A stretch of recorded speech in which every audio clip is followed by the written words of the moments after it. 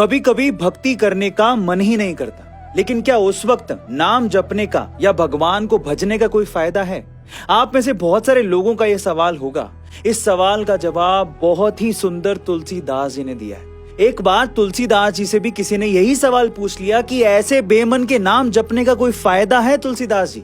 तो उन्होंने बड़े मुस्कुराते हुए कहा कि तुलसी मेरे राम को रीझ भजो या खींच, भूम पड़े जामे सभी उल्टा सीधा बीज। अब इसका मतलब समझो, बहुत ही सुंदर है। इसका मतलब यह है कि भूमि में जब बीज बोए जाते हैं तो ये नहीं देखा जाता कि बीज उल्टे पड़े हैं या सीधे, पर फिर भी जैसे ही समय आता है बीज फूट जाता है और फसल पैदा हो जाती है, चाहे बीज उल्टा पड़ा हो या सीधा पड़ा हो।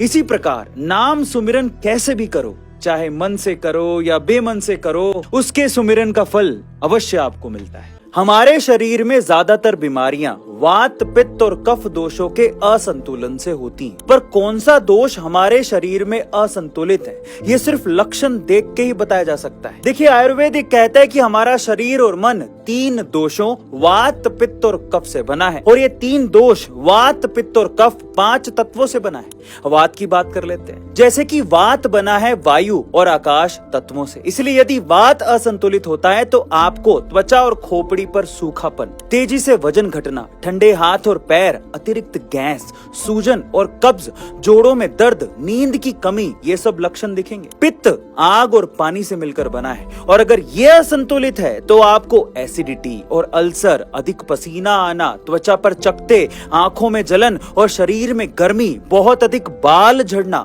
बहुत अधिक गुस्सा आना जैसे लक्षण दिखेंगे। तीसरा है कफ, जो पृथ्वी और जल तत्व से मिलकर बना है, और अगर ये असंतुलित है तो आपका वजन एकदम से बढ़ जाएगा और पाचन धीमा हो जाएगा और सुस्ती आएगी, अधिक बलगम बनेगा, भारी सांसें आएगी, सर्दी और खांसी, आपके शरीर में सूजन, तेलिए बाल और त्वचा, धीमी सोच, ये सब लक्षण आपको दिखेंगे। और अगर आप अपनी जीवन शैली और आहार को ठीक कर लेते हैं, यानी आयुर्वेद का सहारा लेते हैं और योग का सहारा लेते हैं, तो आप ये सब ठीक कर सकते हैं। क्या पैसा, धन दौलत, खूबसूरत बीवी, सुख शांति की सभी चीजें अगर भगवान आपको दे दे तो क्या आप सुख का अनुभव करने लगेंगे? क्या सुख यही है? इंद्रेश जी की कथा से एक प्रसंग है। भगवान कृष्ण कहते हैं कि अति में सुख भी मिल जाएगा ना अर्जुन, तो भी इंसान उससे ऊब जाएगा। तो इसका मतलब यह है कि सुख हमारी डेस्टिनी नहीं है, हमारी डेस्टिनी है शांति। और शांति केवल एक ही चीज से मिलती है, और वो है त्याग से। कृष्ण कहते हैं त्यागा शांति अनंतरम। अगर आपको शांति चाहिए तो आपको त्याग करना पड़ेगा अपने कर्म के फलों का।